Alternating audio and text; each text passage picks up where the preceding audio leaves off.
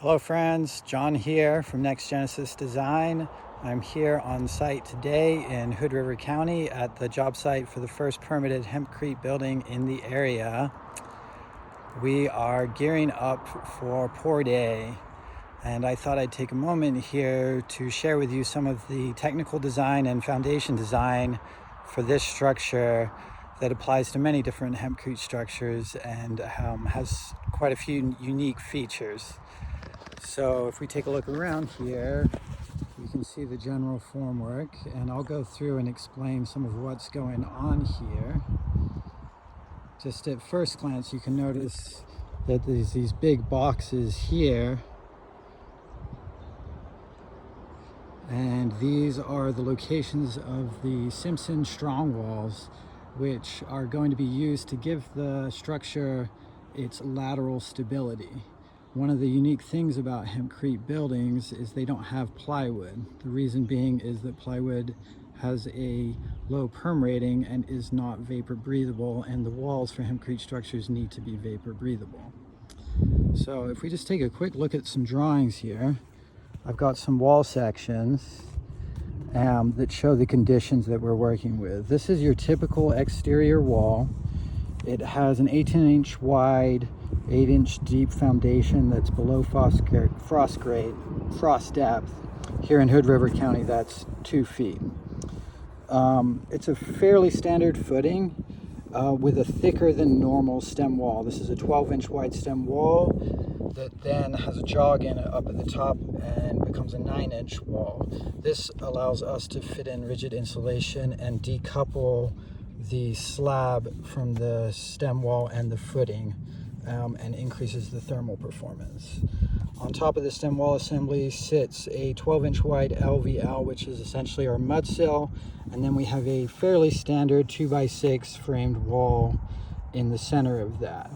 One difference is that the wall is in the center here rather than pushed to the outside, and this allows us to fully encapsulate this frame and give it extra durability, fire resistance, mold resistance, and so many other benefits. Now, at these box locations where we have the Simpson strong walls, you can see we have a much bigger footing.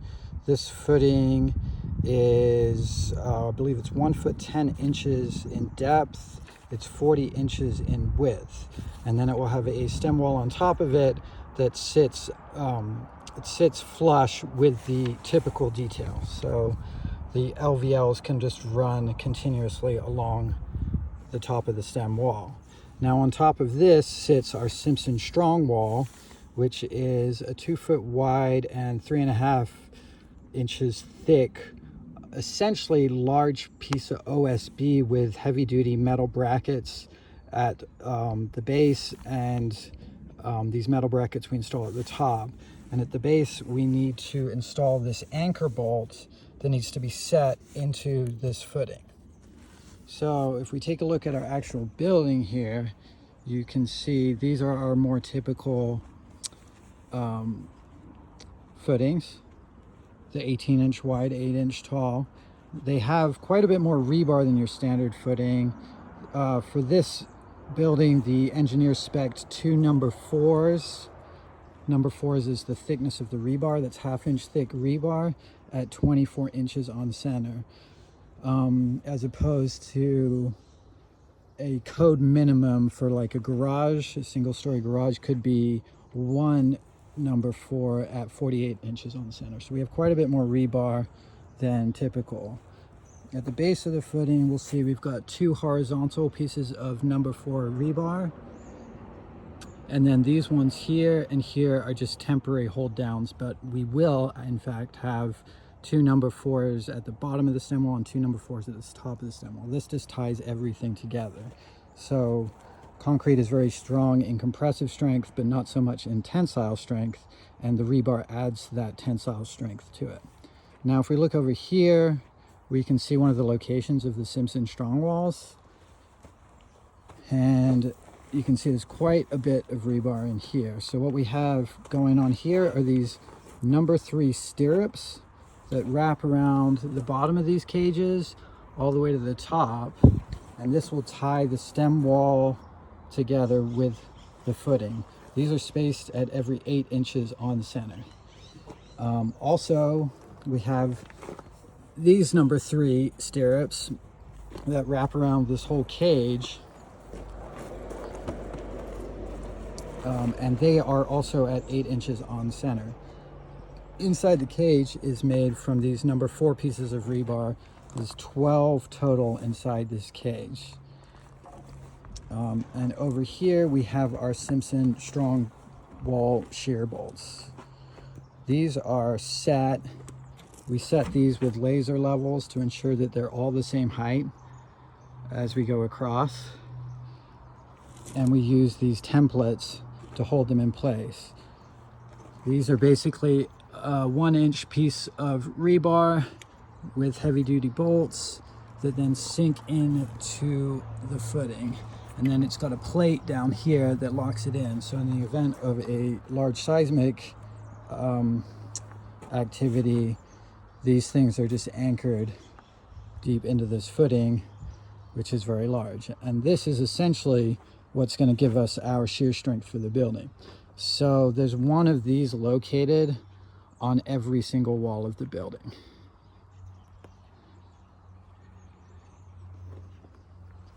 Now, if we just take a walk through here, we can see there's this over here. This is a pier footing for what will be a post. There'll be a post here and a post just on the other side right here. And that will carry a beam, which will carry the roof load for this. There's going to be a ridge beam coming in here and intersecting with a gable roof on this end of the building. As we progress, I will do some more videos and you'll see that all come together. So I'm just going to take a little walk around and show you what we got.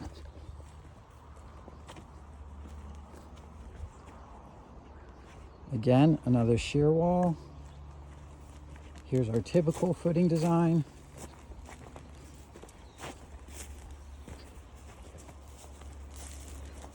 Shear wall. Here we have a pipe that's going to go in on top of the footing.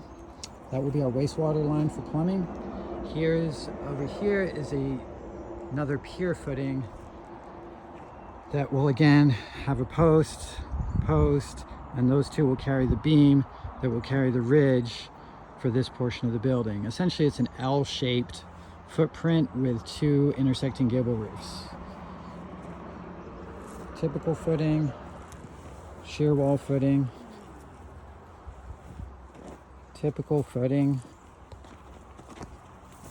and then over here, again, we have 2 more pier footings, one here, one here. Now what these are going to do is hold a post that will carry the roof loads for an awning that's going to intersect off this side of the building.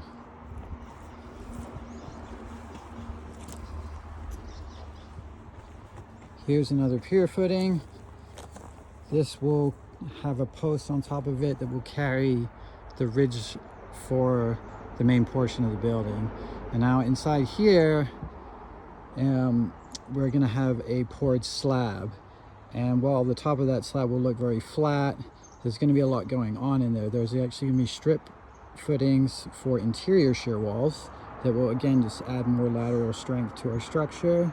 And there's also going to be a couple more pier footings that will carry this ridge beam that will be centered in this wall.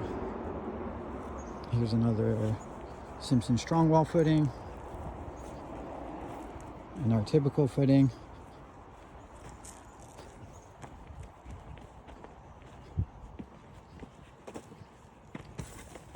Another strong wall footing and 2 more pier footings that will carry an awning that will be located over our front door. So our front door will be located right between these 2, right in this location.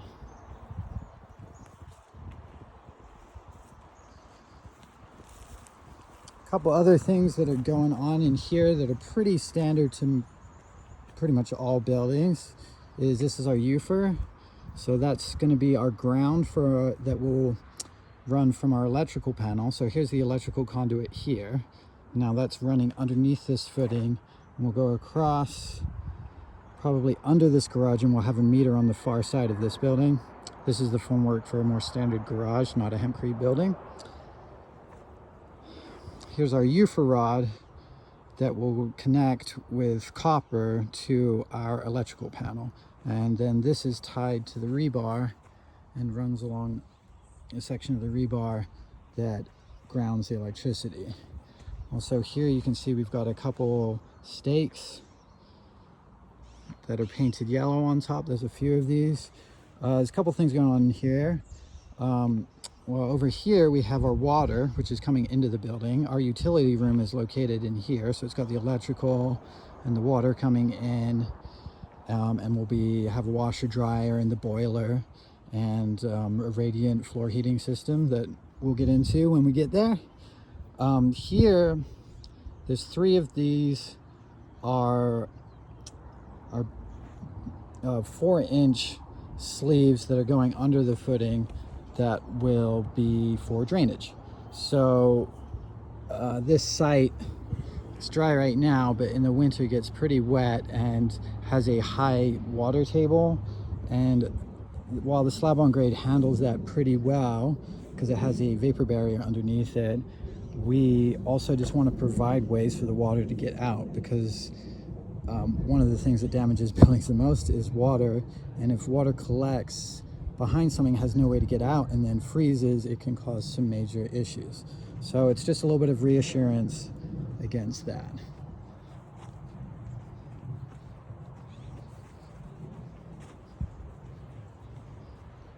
Well, I hope you all found this informative and you learned something today about hempcrete construction, foundations, and shear wall design. I'd be happy to answer any questions if you just want to pop them in the comments.